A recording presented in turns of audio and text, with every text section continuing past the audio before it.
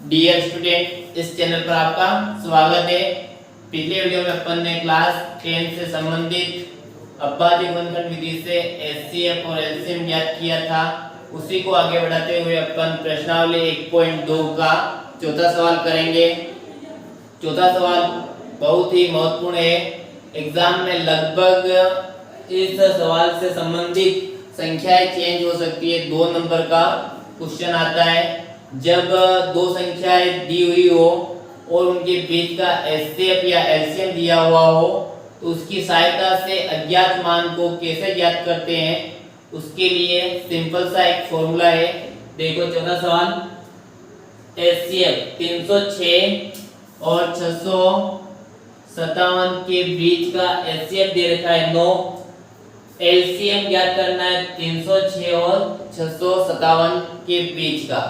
इसके लिए सिंपल सा फॉर्मूला है, दो संख्याओं का गुणनफल बराबर है HCF इंटू LCM के। अब दो संख्याएं क्या दे रखी है, 306 और 657, HCF दे रखा है 9 और LCM अपन को ज्ञात करना है। तो अपन LCM ज्ञात करने के लिए याद रखो, जिसका मान ज्ञात करना है उस साइड पर एक भी संख्या नहीं होनी चाहिए। अगर उसके पास में कोई संख्या है तो उसको अपन को ट्रांसफर करना है। अगर प्लस की होगी तो माइनस की हो जाएगी, माइनस की होगी तो प्लस की होगी, और मल्टीप्लाई की होगी क्या होगी, मल्टीप्लाई इंटू की होगी तो डिवाइड में जाएगी, भाग में। तो यहाँ पर 9 इंटू के इधर लेंगे तो भाग के, तो 306 657 डिवाइड बाय 9 LCM। 9 से 306 डिवाइड होगा, 9 के अंदर 9 एकम 9, 9 2 18, 9 3 27, तो यहाँ पर 3 बचेगा, 9 चौक 36। अब 34 इंटू 657 करेंगे अपन LCM, तो 34 इंटू 657, तो 34 का 7 बार बोलने पर देखो यहाँ पर 34 है तो 657 इंटू 34, आपको इसका मल्टीप्लाई करना है। मल्टीप्लाई करने पर देखो कितने आते हैं, 7 चौक 28, फिर 4 पंजे 20 और 2 22, फिर 2 24 और 26, 3 का 7 बार बोलने पर 21, हासिल 2, 3 का 5 बार बोलने पर 15 और 2 17, हासिल 1, 3 का 6 बार बोलने पर 18 और 1 19, 8 3 6 7 13 12 और हासिल 1 तो 2। तो इसका LCM 22,338 आया है।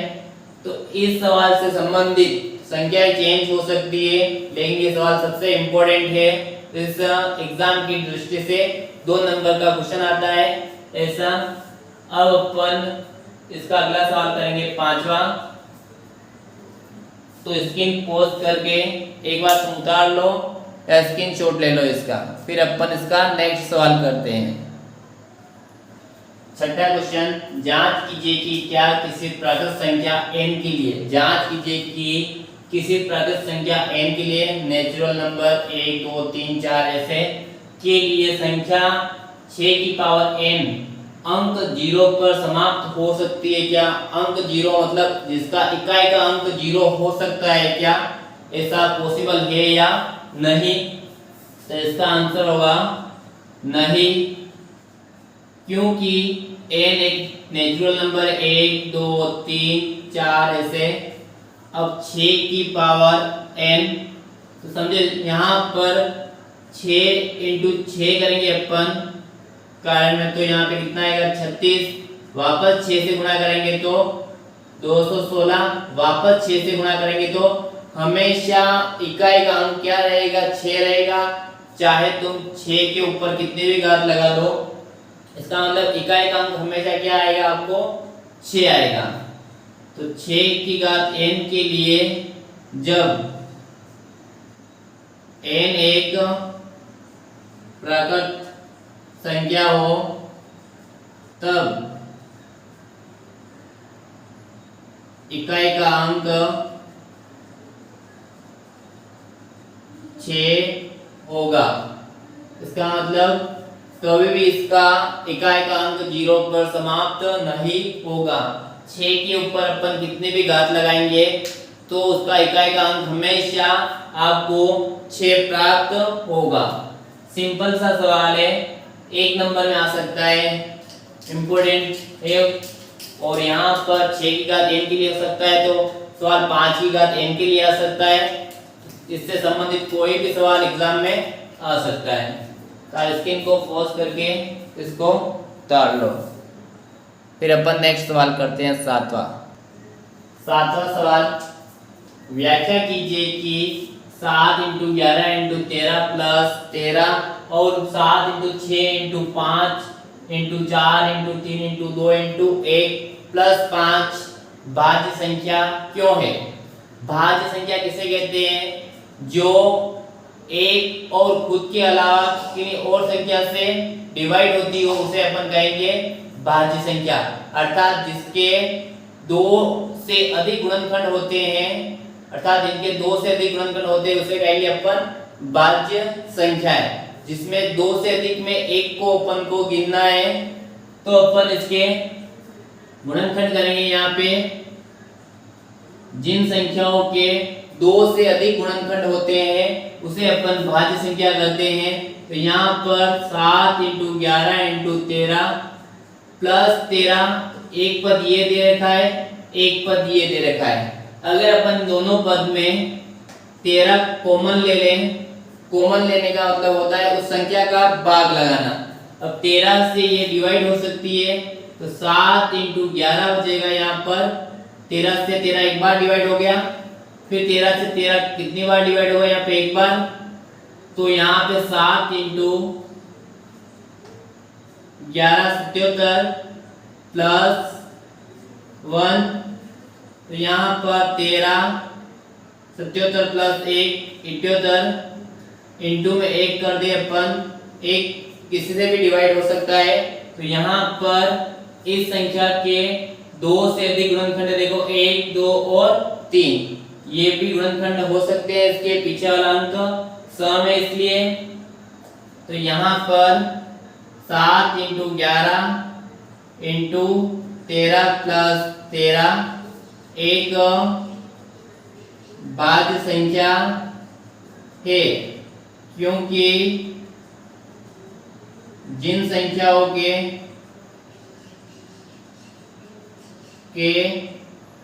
2 या 2 से अधिक गुणनखंड होते हैं वह भाज्य संख्या, गुणनखंड होते हैं वह भाज्य संख्या कहलाती है।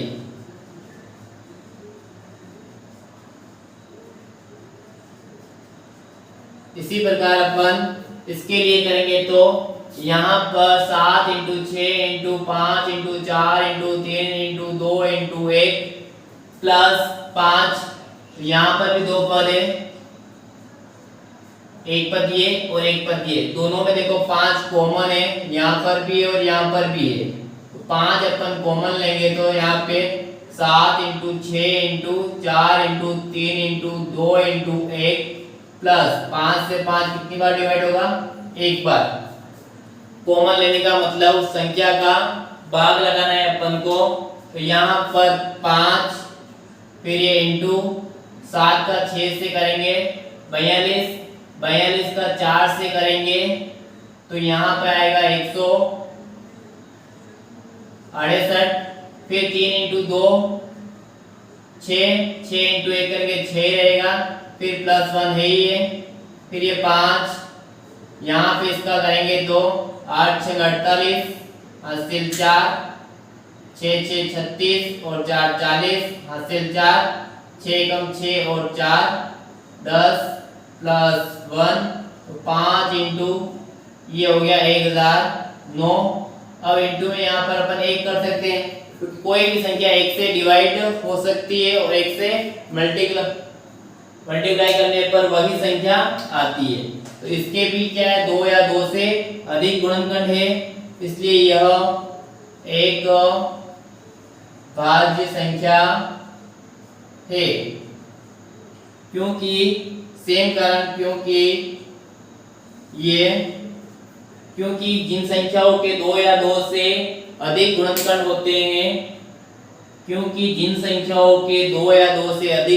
होते हैं, वह भाज्य संख्या कहलाती है। और इसका स्क्रीनशॉट लेके उतार सकते हो। फिर अपन नेक्स्ट सवाल करेंगे इसका 8वां। तो इसका 7वां सवाल करेंगे अब अपन। देखो 7वां सवाल क्या है, किसी खेल के मैदान के चारों ओर एक वर्गाकार पथ है। ये खेल का मैदान है, इसके चारों तरफ ये वर्गाकार पथ बना दिया है मैंने। इस मैदान के एक चक्कर लगाने में सोनिया को 18 मिनट का समय लगता है। इस मैदान के एक चक्कर लगाने में, तो एक चक्कर लगाने में सोनिया को लगा समय 18 मिनट दे रखा है, 18 मिनट। जबकि इसी मैदान के एक चक्कर लगाने में रवि को 12 मिनट का समय लगता है। अर्थात सोनिया से रवि क्या है, तेज दौड़ता है। सोनिया इस मैदान के एक चक्कर लगाने में 18 मिनट का समय लेती है, जबकि रवि इसी मैदान के एक चक्कर लगाने में केवल 12 मिनट का समय लेता है। तो इसी मैदान के एक चक्कर लगाने में रवि को लगा समय, इसी मैदान के एक चक्कर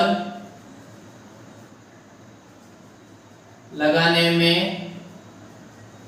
रवि को लगा समय 12 मिनट दे रखा है।